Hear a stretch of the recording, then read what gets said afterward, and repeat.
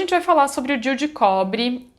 Eu não vou falar sobre o DIU hormonal junto com o DIU de cobre, porque não faz sentido nenhum. São métodos, apesar dos dois ficarem dentro do útero da menstruante, são métodos muito diferentes em termos de atuação, de efeitos colaterais.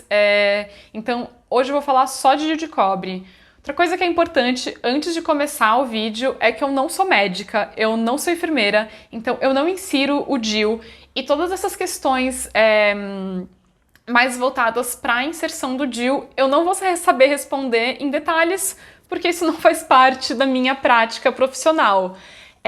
Mas como antropóloga, instrutora de percepção de fertilidade e estudante de nutrição também, eu tenho estudado muito todos os métodos contraceptivos, a sua história e, enfim, como usar eles, os efeitos colaterais. Então eu acho que eu posso trazer aqui uma visão diferente do que a maioria das pessoas tem falado sobre o DIU. Então, vamos começar com um pouquinho de história desse método. O DIU, a ideia do DIU surge lá na antiguidade, mas enfim, a gente tem pouquíssimos relatos, ele começa a ser mais utilizado aí no final, no século XIX, a gente já tem relato de mais de 100 tipos de DIUs, ou coisas parecidas com DIUs sendo usadas, mas ele realmente só se torna um método de uso comercial, industrial, depois da Segunda Guerra Mundial, porque aí a gente desenvolve a tecnologia de plástico maleável e de antibiótico, que fica muito mais fácil e seguro fazer a inserção do DIU dentro do útero. Então, nos anos 60, começam a surgir os primeiros DIUs que a gente tem parecido com eles hoje, né? Não é mais o mesmo. E esse foi um método muito bem visto por uma elite branca, racista, que estava muito preocupada com o crescimento populacional, especialmente nos países de terceiro mundo ou em comunidades mais pobres de países desenvolvidos. A gente tem que pensar que anos 60, a gente está no auge da Guerra Fria, e o crescimento começa a surgir uma teoria que a gente chama de teoria neomalthusiana, de que não daria, a Terra não suportaria, não conseguiria produzir alimento suficiente para a quantidade de pessoas que iam nascer na Terra nos próximos anos. E aí essas pessoas, essa elite dos países ocidentais, estavam muito preocupadas, achando que esse crescimento populacional poderia gerar uma grande, muita pobreza e muita insatisfação e ser uma ameaça comunista. Então, isso também está muito relacionado com a história da pílula, que a gente vai ver melhor na semana que vem, mas começa uma grande busca por métodos contraceptivos que pudessem ser distribuídos para essas comunidades mais pobres não crescerem tanto como uma forma de redução da pobreza. E especialmente o DIU foi muito celebrado por ser um método que não depende da usuária, né? Ele é só inserido, fica lá por anos e é bastante eficaz.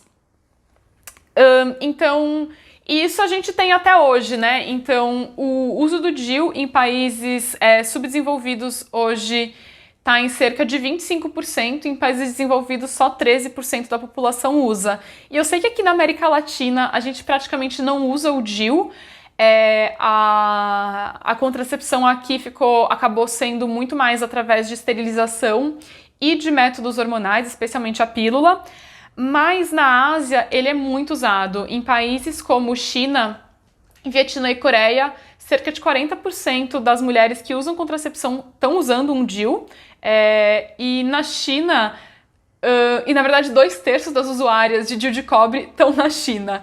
Então, é um outro mundo, né? Mas isso tem a ver com a história com que chega até nós.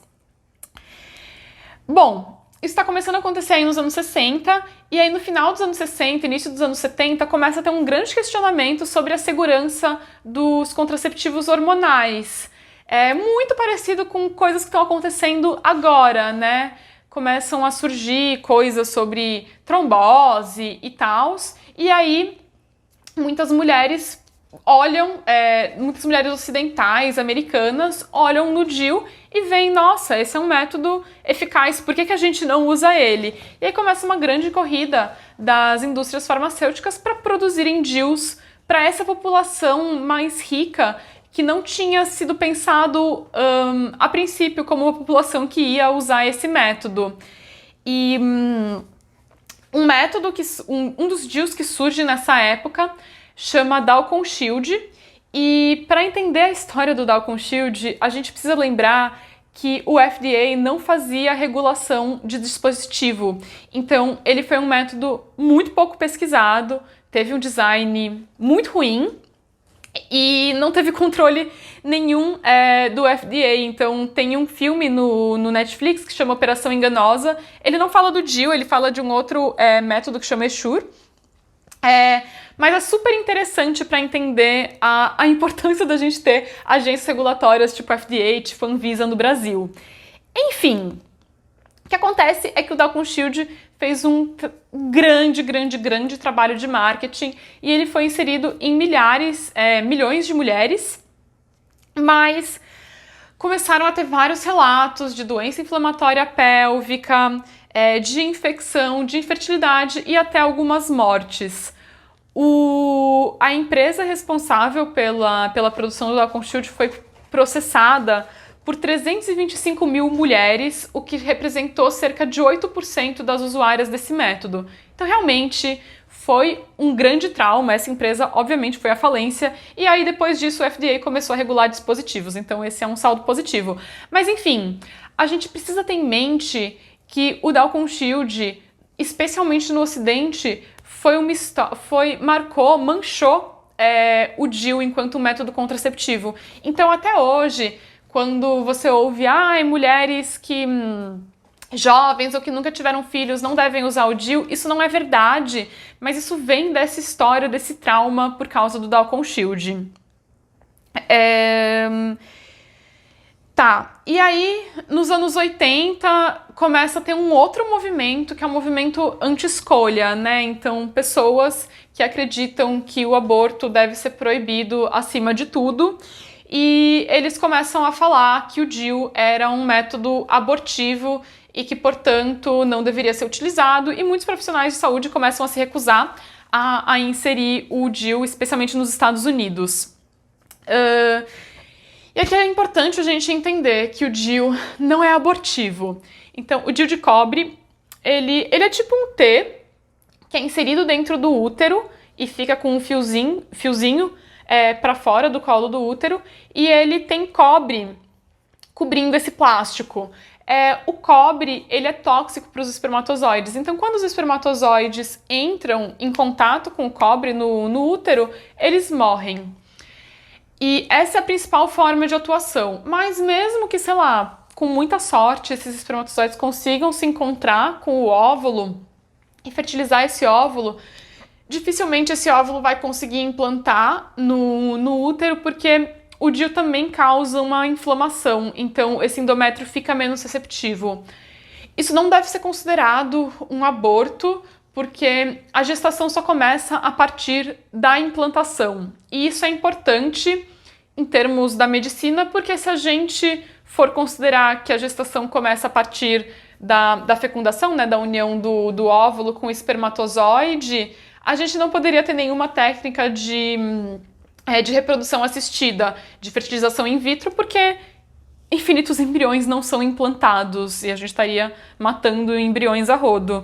Então, se você quiser considerar o DIU como um método abortivo, você também deve considerar que FIV é um assassinato. Sei lá.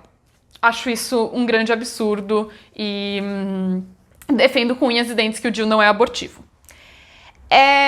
Mas, novamente, essa história dos movimentos anti-escolha colocaram mais uma carga negativa no DIU e aí ele foi ficando um método cada vez mais difícil de ser acessado por menstruantes no Ocidente.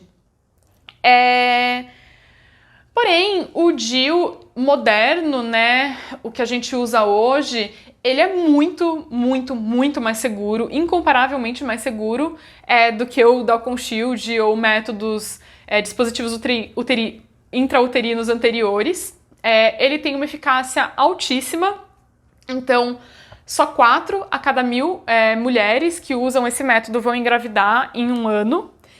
Ele não tem nenhum tipo de interferência hormonal, então ele não vai afetar seu ciclo, o que significa que ele pode ser usado em conjunto com o método de percepção de fertilidade.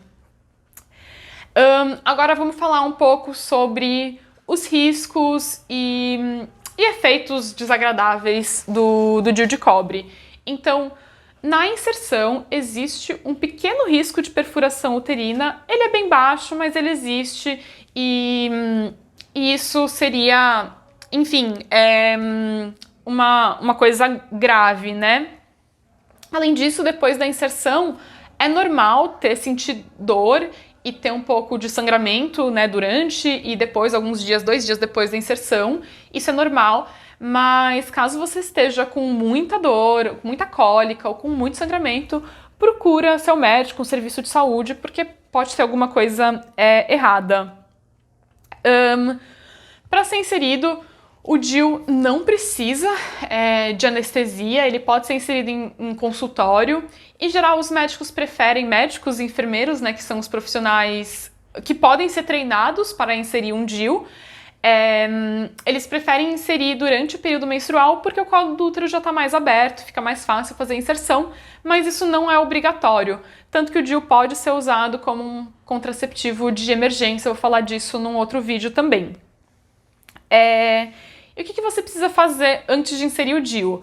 Então, é muito, muito, muito recomendável que você faça exames de ISTs, inclusive de clamídia e gonorreia, porque se você tiver com uma infecção ativa, você aumenta seu risco de uma inflamação, de uma doença inflamatória pélvica, que é uma doença grave.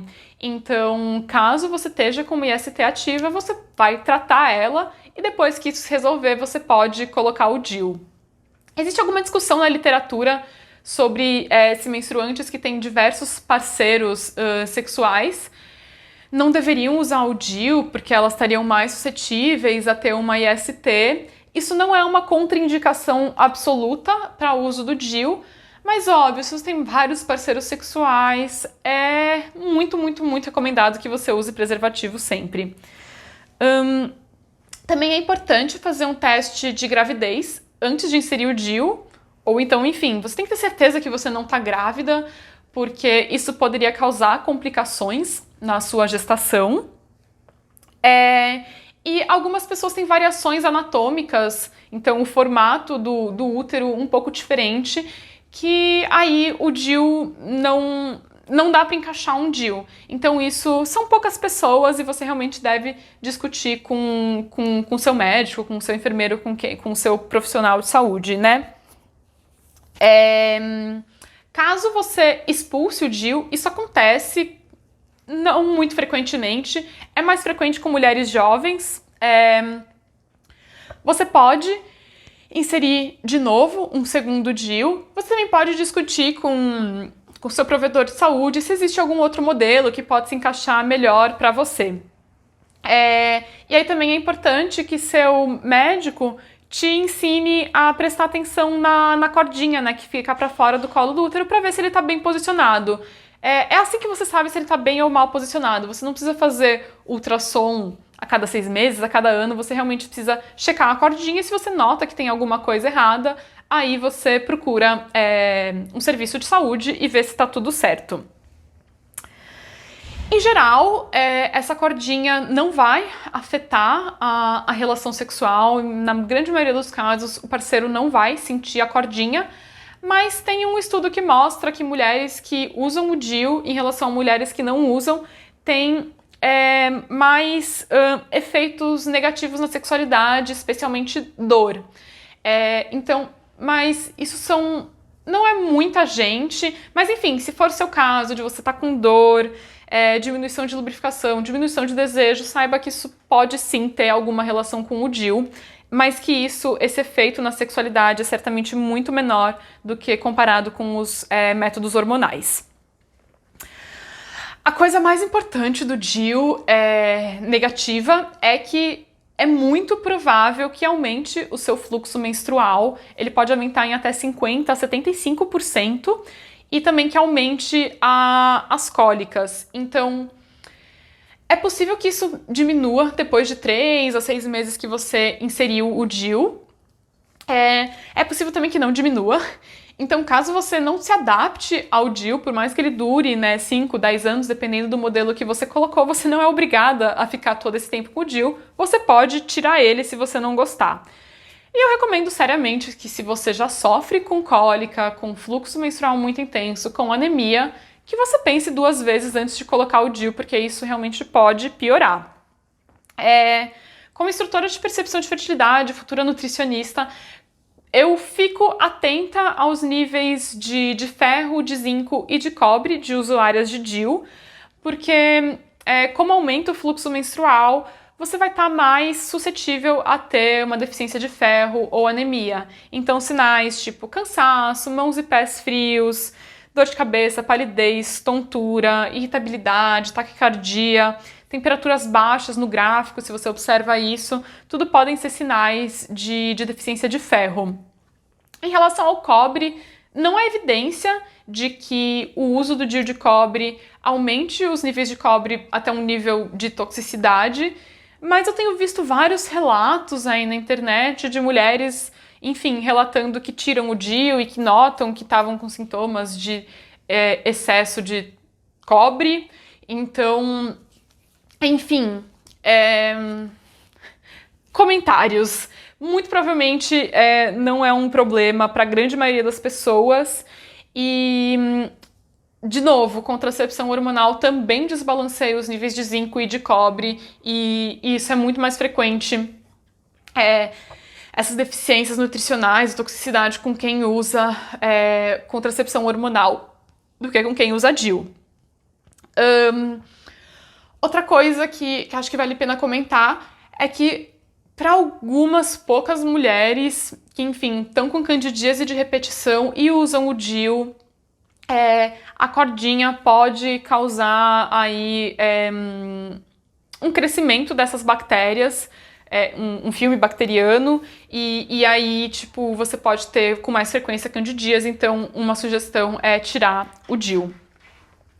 Aí, de algumas perguntas comuns em relação ao DIU, se pode usar ele com coletor. Não tem nenhum estudo assim mostrando exatamente se é um problema ou não, mas muito provavelmente o vácuo do coletor não é o suficiente para deslocar o seu DIU. E se você realmente estiver com muito medo de usar o coletor, você pode usar um disco menstrual que não causa, que não faz o vácuo, mas você pode usar o coletor sem crise. Em relação à gravidez ectópica, claro, a chance de você engravidar com um DIU é muito pequena, mas, por isso, em números totais, vai ter menos mulheres com gravidez ectópica que usam DIU do que mulheres que não usam. Mas se você engravidar usando um DIU, a chance dessa gravidez ser ectópica é um pouco maior. E, na verdade, se você engravidar usando um DIU, que, de novo, é uma chance muito baixa, já é uma gravidez com um risco maior, então você precisa fazer um pré-natal bem adequado.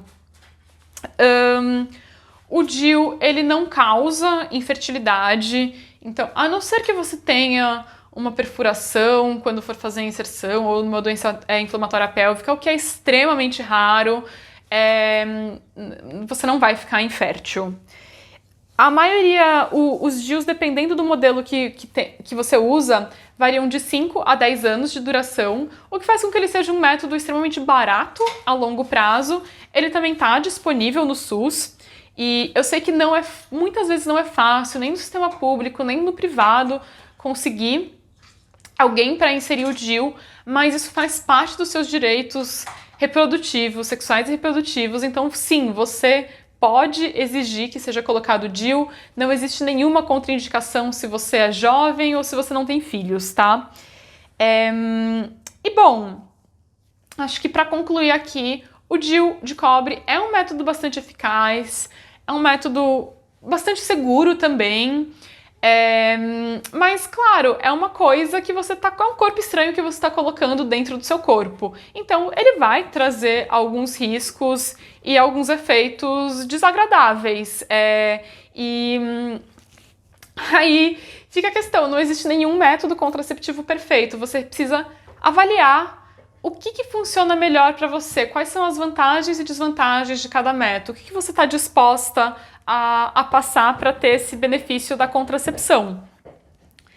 E se você achar que o DIU é um método legal, então, perfeito, usa o DIU.